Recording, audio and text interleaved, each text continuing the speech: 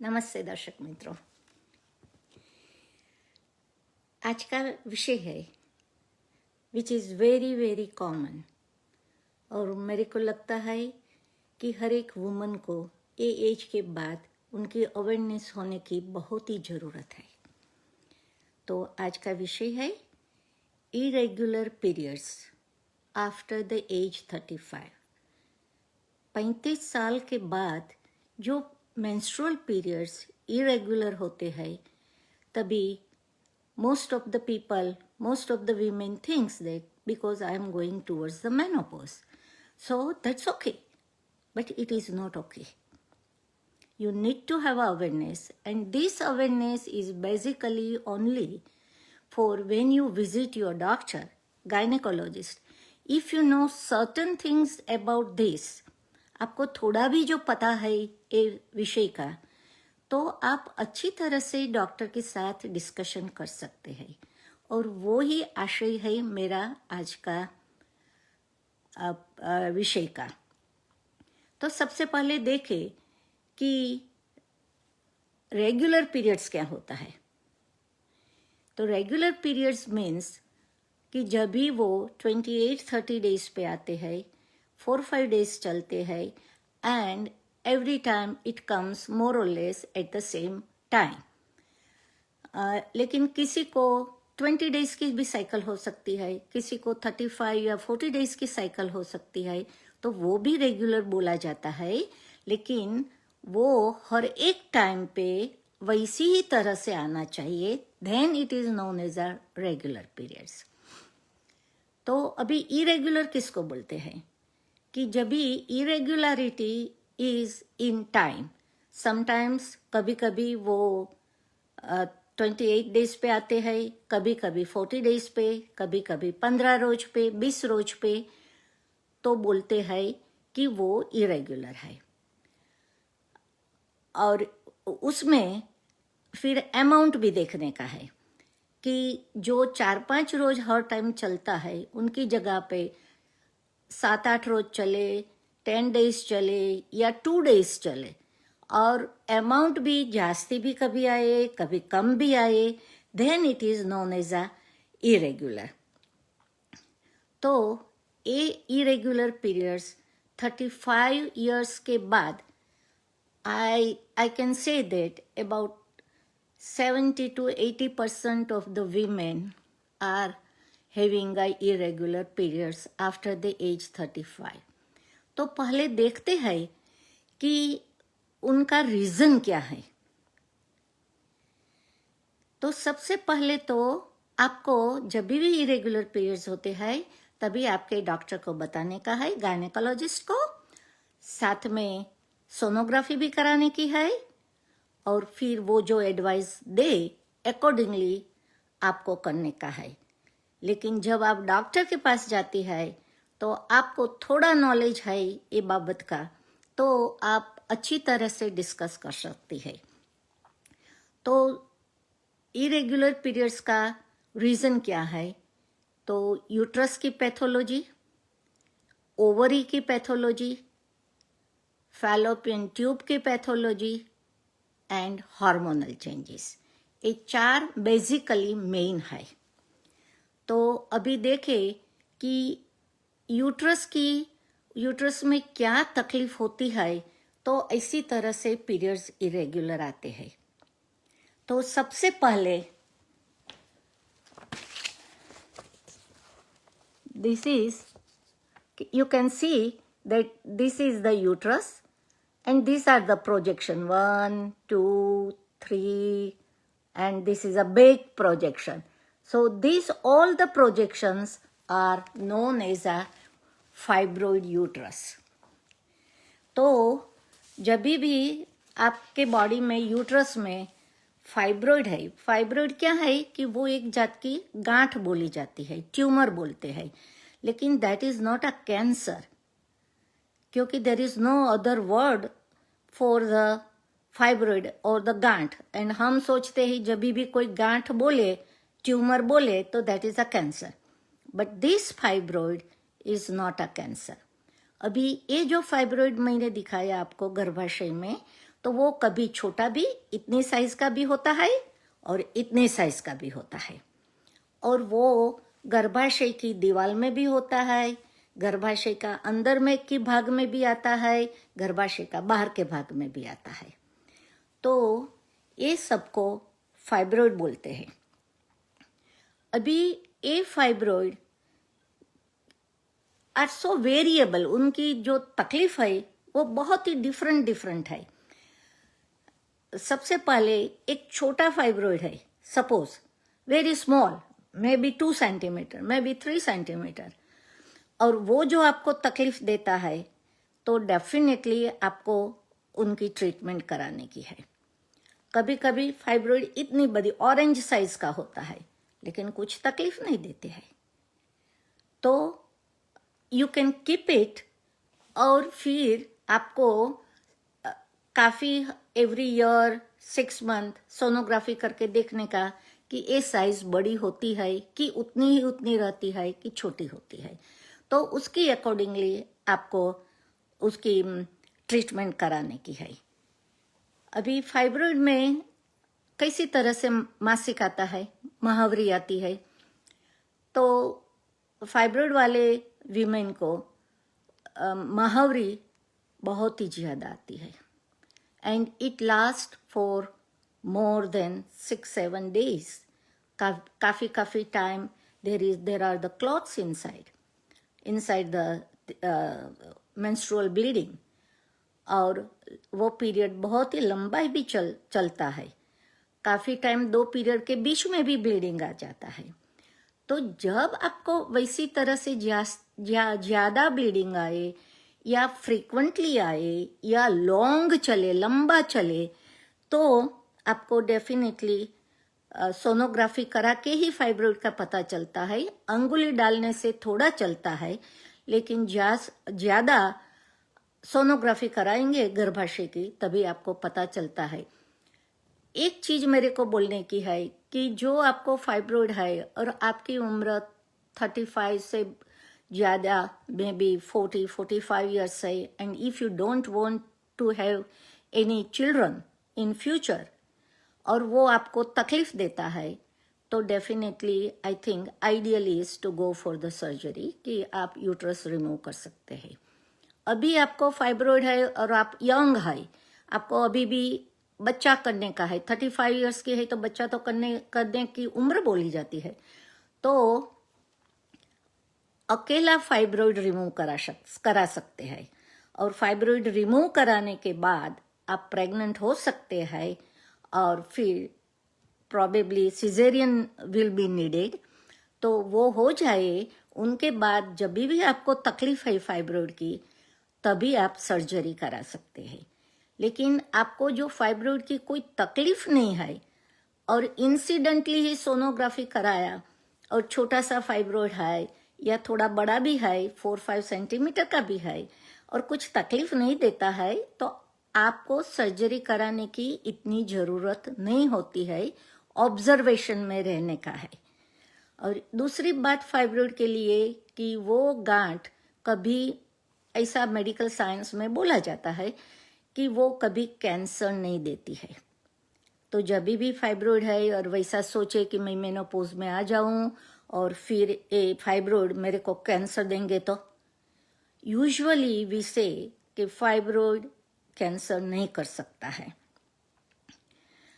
तो ये हुई फाइब्रॉइड की बात। उसकी मेडिकल लाइन ऑफ ट्रीटमेंट में फाइब्रॉइड में बहुत नहीं है, तो 2 ही ट्रीटमेंट हो सकती है, either you remove only the fibroid जो आपको बच्चा करने का है या आपकी उम्र छोटी है, और यू रिमूव द यूट्रस, क्योंकि ये ज़्यादा ब्लीडिंग जाने से आपके शरीर में एनीमिया हो जाएगा, हीमोग्लोबिन कम हो जाएगा, और जो हीमोग्लोबिन कम हो जाता है तो गर्भाशय प्रॉपर फंक्शन भी नहीं करता है, और आपकी बॉडी में जो एनर्जी रहनी चाहिए वो भी नहीं रहेगी। तो ये हुई फाइब्रॉइड की बात। दूसरा रीज़न है इरेगुलर पीरियड्स, जास्ती पीरियड्स के प्रोलॉन्ग पीरियड्स का है, is the IUCD, can you see it, Okay, that is a copper T. Or any intra-uterus, this is a uterus and this is the copper T. So anytime आपने IUCD लगाया है uterus में, means the copper T, बच्चा नहीं होने के लिए, तो that is the usual reason कि कॉपर टी जब ये लंबा टाइम रहती है, या कभी कभी तो 1 साल के बाद भी हो सकता है, लेकिन after all it's a foreign structure और वो आपके गर्भाशय को स्टिमुलेट करता है और आपको ज़्यादा ब्लीडिंग आती है या आपका पीरियड्स लंबा चलता है. जब ये ऐसा होता है तो मेरे को लगता है कि one should remove the copper T और the whatever IUCD you have kept it inside, तो वो रिमूव कर देने का है. और फिर आप बोलेंगे कि बच्चे के लिए क्या करने का, तो मिनिमम 3 to 4 months आप लोग ओरल पिल्स ले सकते हैं, कॉन्ट्रासेप्टिव ले सकते हैं, और second time you try for the copper T. लेकिन ऐसा नहीं कि भाई डलवाई है 5 साल की है और 1 साल में तकलीफ हुआ तो it's okay, don't do it's okay. क्योंकि जास्ती ब्लड चले जाने से हीमोग्लोबिन कम हो जाएगा और आपको काफ़ी एनीमिया होगा, वीकनेस होगी, ताकत कम होगी और all other problems will start. तो that was IUCD. Third is adenomyosis and endometriosis. I think before that we will go for the common thing, and that is a ovary. जो 2 अंडाशय होता है, see, this is the uterus, this is the ovary, and this is the tube, right? On this side you can see that ovary is enlarged. And जब भी अंडाशय, ovary means the अंडाशय बड़ा होता है तो उनको बोलते हैं ओवेरियन सिस्ट. तो जब आप डॉक्टर के पास जाए और बोले कि आपको अंडाशय में गांठ है और वो आपको रिमूव कराने की है, तो वो गांठ भी छोटी भी होती है और काफ़ी बड़ी है. एक इधर मैंने दिखाया है, can you see the back size, this is a ovarian cyst which is removed, the back size. तो ओवरी की गांठ जब भी छोटी छोटी होती है तो काफ़ी time it's a normal thing. लेकिन कहाँ भी कोई भी पैथोलॉजी यूट्रस की या अंडाशय की है तकलीफ, और जो आपको तकलीफ देती है मेंस्ट्रुअल पीरियड्स की, then you have to go for either medical treatment जो अवेलेबल है, तो नहीं तो सर्जरी. तो ओवेरियन सिस्ट छोटी है तो प्रॉबेबली तकलीफ नहीं देती है, लेकिन जब भी वो बड़ी हो जाती है और फिर आपको तकलीफ होती है और पीरियड्स की ज़्यादा ब्लीडिंग आता है. और कभी क्या होता है कि जो वो सिस्ट है ना, वो पिडनक्यूलेटेड मीन्स के दांडी पे होती है. देर इज अ दांडी, जैसे फ्लावर है तो फूल फ्लावर अच्छा है लेकिन उसकी जो स्टिक है, दांडी है, वो छोटी है. तो वैसी ही तरह से ये गांठ पिडनक्यूलेटेड मीन्स पेडिकल है उसको, और कभी वो पेडिकल ट्विस्ट हो जाता है. तो जब भी ट्विस्ट हो जाता है, जैसे फ्लावर की दांडी को हम ट्विस्ट करें तो फ्लावर मर जाता है ग्रेजुअली, वैसी तरह से ये जब भी दांडी वाले है पेडनक्यूलेटेड उसको इंग्लिश में बोलते हैं, तभी वो ट्विस्ट होती है. और ट्विस्ट होने से आपको एक्यूट पेन इन एब्डोमेन, बहुत ही ज़्यादा पेन एब्डोमेन में होगा, वॉमिटिंग और वैसा शुरू होता है. तो फिर it has to be removed. और छोटी सिस्ट है तो यू कैन कीप इट, थोड़ा उसमें हार्मोनल लाइन ऑफ ट्रीटमेंट भी देते हैं और आपको अच्छा रहता है तो दैट इज़ फाइन. लेकिन ज़्यादा प्रॉब्लम है तो one has to remove the cyst. Now जो आपकी उम्र 35-40 की है और एक ही ओवरी में सिस्ट है, तो you have to go for that part. Surgery जब भी ऑपरेशन करते हैं तो वो ही ओवरी और सिस्ट को रिमूव कराने का है, और दूसरी ओवरी रखने की है, यूट्रस भी रखने का है, जो आपकी उम्र 40 की अंदर की है। तो काफ़ी टाइम क्या होता है कि फिर पेशेंट पूछेंगे डॉक्टर को कि भाई दूसरी अंडाशय रखा तो उसकी गांठ तो नहीं होगी ने, गर्भाशय में तो कोई तकलीफ नहीं होगी ने। कोई डॉक्टर भगवान नहीं है, हो सकती भी है और नहीं भी हो सकती है, लेकिन one has to take little chance, क्योंकि आपकी उम्र छोटी है और जो दोनों अंडाशय निकल जाएगा देन आप मेनोपॉज में तुरंत ही आ जाती है, और मेनोपॉज की जो तकलीफ है वो you have to take it. तो ये हुआ ovarian cyst. Now the third one is adenomyosis और द एंडोमेट्रियोसिस। तो उसमें क्या है, this is very common, adenomyosis और दूसरा है एंडोमेट्रियोसिस। तो उसमें क्या होता है कि जो गर्भाशय के अंदर की लाइनिंग है, जिसको एंडोमेट्रियम बोलते हैं, चामड़ी बोलते हैं, वो जब भी आप पीरियड में आते हैं तभी वो चामड़ी गर्भाशय की मसल में चली जाती है। That you can see it here. Can you see, this is a गर्भाशय, और जो ब्लैक ब्लैक डॉट्स दिखाई देता है वो गर्भाशय की जो अंदर की चामड़ी है, वो ये मसल है गर्भाशय का।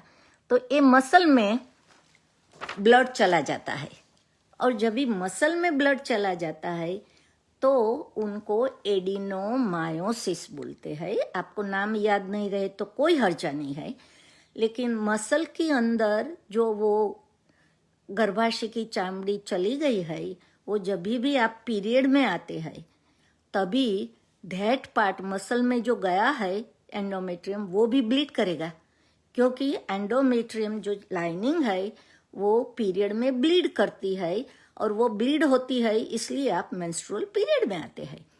तो जब भी आप पीरियड में आते हैं तभी वो एंडोमेट्रियम जहाँ भी है, जब भी वो यूट्रस का गर्भाशय का मसल में है या कभी कभी ओवरीज पे है, कभी कहाँ भी है बॉडी में हो सकती है, तो वो सब भी ब्लीड करते हैं, और उनकी वजह से आपको काफ़ी पेन होता है, बहुत ही दर्द होता है, और आपका पीरियड्स भी इरेग्युलर हो जाता है।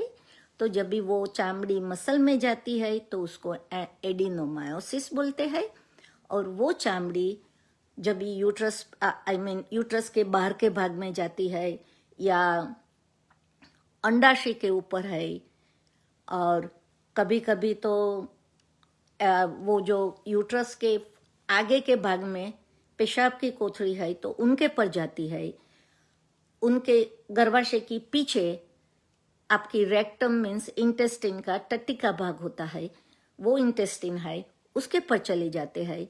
तो आपको काफ़ी टाइम यूरिन की भी बहुत तकलीफ होती है, क्योंकि जब भी आप पीरियड में आते हैं तो वो 5-6 रोज तक आपको पेन होगा या यूरिन में कुछ न कुछ तकलीफ होगी, जो वो स्किन है वो ब्लैडर, यूरिनरी ब्लैडर पे, पेशाब की कोथड़ी पे आई है तो, और जो टट्टी के बैग पर गई है, इंटेस्टिन में टट्टी वाले भाग पे गई है, तो आपको जब भी आप टॉयलेट करती है, छी करते हैं, तभी आपको सीवियर पेन होता है। एंड बेसिकली जब भी आप पीरियड में आने वाली है उसका 2-3-4 रोज के पहले से शुरू होता है, और once you come in to the period second या थर्ड डे आप क्वाइट हो जाते हैं। तो इसको बोलते हैं एंडोमेट्रियोसिस। मीन्स एंडोमेट्रियम गर्भाशय की अंदर से बाहर चलता है, और उनके लिए आपको मेडिकल ट्रीटमेंट भी है और सर्जिकल ट्रीटमेंट है। जो आप छोटे हैं, आपको बच्चा करने का है, तो पहले आपको मेडिकल लाइन ऑफ ट्रीटमेंट लेने की है और फिर बच्चा जल्दी से कर देने का है। और जो आपकी उम्र हो गई है, मे बी 40 इयर्स की ऐसा है, और आपको एंडोमेट्रियोसिस या एडिनोमायोसिस है, तो आपको सर्जरी कराने की है। लेकिन एक बात की अवेयरनेस होने की बहुत ही ज़रूरत है कि जब भी आपको ऑपरेशन कराने के लिए जाते हैं तो उनके पहले आपको थोड़ी मेडिकल लाइन ऑफ ट्रीटमेंट करने की है, दवा लेने की है, कि वो दवा लेने से जो एंडोमेट्रियम, जो स्किन बाहर गई है, वो थोड़ी रिस्ट्रिक्ट हो जाए। नहीं तो काफ़ी टाइम क्या होता है कि ऑपरेशन में गर्भाशय हर टाइम पे ब्लीडिंग करता है, और वो जो टिश्यू गई है ब्लैडर के ऊपर आगे के भाग में, वो भी ब्लीड करती है, तो यूट्रस एंड ब्लैडर दोनों एक के साथ में चिटक जा सकते हैं, थोड़ा भी चिटकता है। वैसी तरह से रेक्टम पे टट्टी की जो कोथड़ी है उनके पर भी चिटक सकता है, और यूट्रस आजू बाजू के पार्ट में भी चिटक सकता है, और फिर रिमूव करने में थोड़ी दिक्कत रहती है।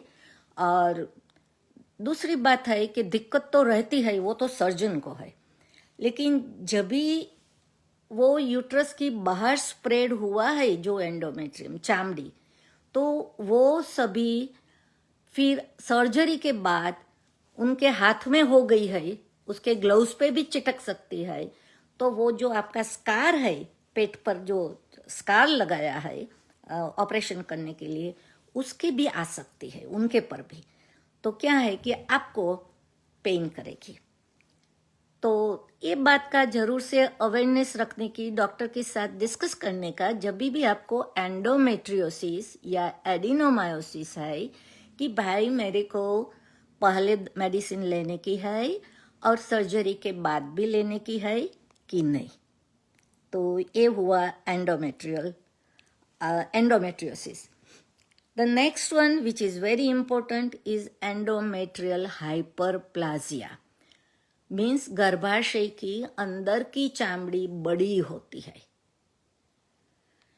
नॉर्मल चामड़ी जब भी आप यंग है, 35 इयर्स के है, तो वो मैक्सिमम 10, 12 और मे भी 14 तक होती है। और जैसे जैसे आपकी उम्र बढ़ती है, और if you are going towards the menopause, तो वो अंडाशय की अंदर की स्किन छोटी होती जाती है। और जब भी इसकी डायमीटर 3 to 4 मिलीमीटर होगी, तभी ही 3 to 4 सेंटीमीटर होगी, तभी आप बोले जाते हैं कि आप मेनोपॉज में आने वाले हैं, कि आए हैं। लेकिन सपोज कि आपकी उम्र 40-45 की है, और आपकी स्किन, अंदर की स्किन में भी 15-20 इतना मिलीमीटर की है, तो सोचने का कि उनको एंडोमेट्रियल हाइपरप्लाजिया मीन्स जो एंडोमेट्रियम मीन्स द स्किन है वो बड़ी होती है, और वो हार्मोनल चेंजेस की वजह से होती है। और वो ही अकेली ही कंडीशन ऐसी है गर्भाशय की कि मेजोरिटी ऑफ द वीमेन में कि जो हाइपरप्लाजिया रहता है, आपकी स्किन 15, 20, 30 इतनी हो जाती है, तो वो फ्यूचर में कैंसर दे सकता है। तो जब भी आपकी अंदर की स्किन बड़ी है और आपको पीरियड्स ज़्यादा आते हैं या लंबा चलते हैं, और डॉक्टर बोले कि आपको क्यूरेटाज कराने का है, क्यूरेटिंग, तो डेफिनेटली कराने का, क्योंकि जो क्यूरेटिंग करके जो चामड़ी निकालते हैं ने, तो वो माइक्रोस्कोप में डायग्नोसिस होगा कि ये जो हाइपरप्लाजिया ज़्यादा चामड़ी हो गई है, उनका रीज़न क्या है, और वो कौन सी ग्रेड की है, ग्रेड 1, 2 या 3, और आपकी उम्र भी 40, 50, 52 की बीच में की है, और जो वो आपका हाइपरप्लाजिया ग्रेड 3 है, तो प्रॉबेबली डॉक्टर के साथ डिस्कस करने के बाद I think the removal of the uterus, गर्भाशय को निकाल देने की बात अच्छी रहती है।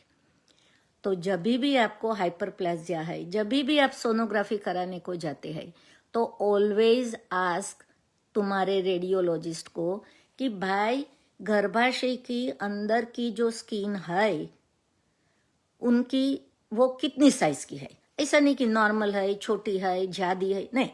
यू से इज इट 15, 20, 30, कितने मिलीमीटर है वो आपको उनको पूछने का है। और अकॉर्डिंगली आप डॉक्टर के साथ डिस्कस कर सकते हैं कि ये भाई मेरी उम्र के लिए नॉर्मल बोली जाती है, एबनॉर्मल बोली जाती है, और फ्यूचर में आप सोच सकते हैं कि उसमें से कैंसर हो सकता है कि नहीं।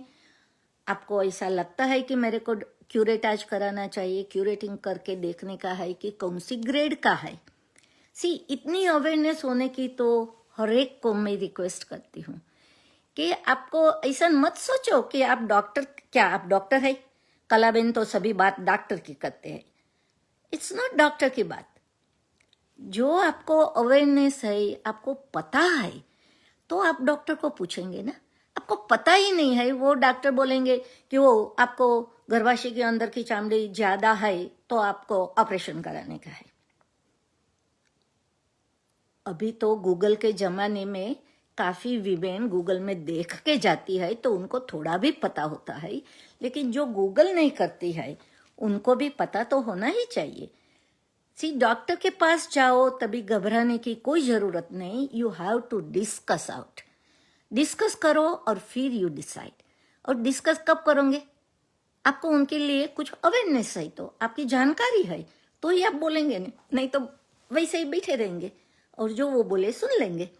तो प्लीज जब भी एंडोमेट्रियल हाइपरप्लाजिया स्किन बढ़ती है तो डोंट निग्लेक्ट इट। आप गर्भाशय नहीं निकालने को जाते हैं। क्यूरेटिज में भी आया है कि ग्रेड 3 का हाइपरप्लाजिया है और type of the hyperplasia different होती है। Some types are pre malignant.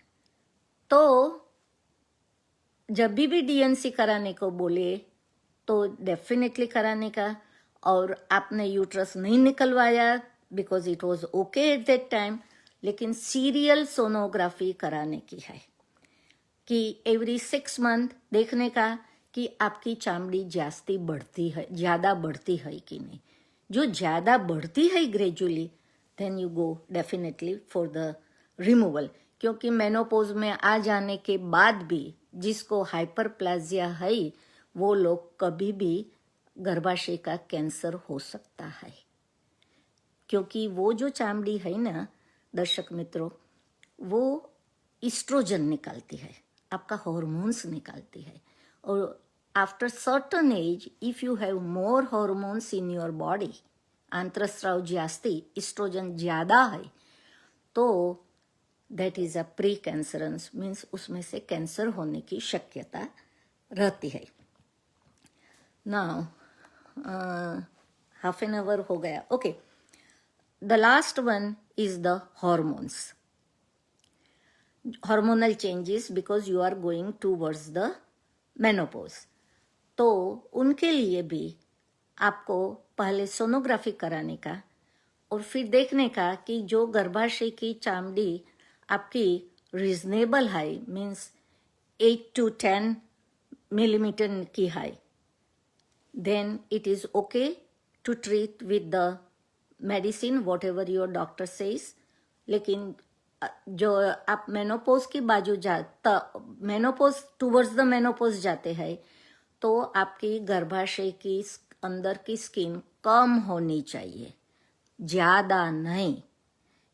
It should be less than 14 millimeter initially if you are young 35-40। when you are nearly 50 और आपको ज्यादा मासिक आता है और वो टाइम पे स्किन आपकी से 14 मिलीमीटर है या 12 मिलीमीटर है या 30 मिलीमीटर है, तो देखने का कि वो हाइपरप्लाजिया में जाता है, क्योंकि that is because of the hormonal changes in the अंडाशय, ओवरी। तो डीएनसी करा के you have to find out, curetting करा के फाइंड आउट कि what is your hormonal level. क्योंकि ब्लड में जो हम हार्मोन्स कराते हैं वो इतना पर्टिकुलर नहीं होता है, क्योंकि उसका नॉर्मल वैल्यू बहुत ग्रेड बहुत ही लंबा है, तो DNC is better at that time. So in short, if you have a small fibroid, छोटा fibroid है, without symptoms है, then you can continue. It's not necessary that you have to go for the surgery. लेकिन observation में रहने का है sonography के. जब भी एंडोमेट्रियल हाइपरप्लाजिया है तो आइडियली सीरियल सोनोग्राफी कराने की, और लगे डॉक्टर के साथ बात करने में तो क्यूराटाज करा के देख लेने का, and then accordingly you have to go. And then the cancer of the uterus होता है, होने का है कि हुआ है तो भी मासिक महावरी बहुत ही ज़्यादा आती है, इरेगुलर आती है, तो that can be diagnosed by curettage. तो काफ़ी टाइम आपको जब भी इरेगुलर पीरियड्स है तभी क्यूराटाज कराने की ज़रूरत रहती है, तो वो करने में कोई हर्जा नहीं है. That is a good thing, but you have to discuss with your doctor. And the last is the post menopausal bleeding. एक दफ़े आप मेनोपोज में आ गई, 4 साल के बाद भी इवन लिटल स्पॉट, थोड़ा bleeding, always show to your doctor, gynecologist. Never neglect little bleeding after the menopause. Once you are in menopause for 2 years और फिर ब्लीडिंग आया तो ज़रूर से डॉक्टर को बताने का, और सोनोग्राफी वो कराएंगे.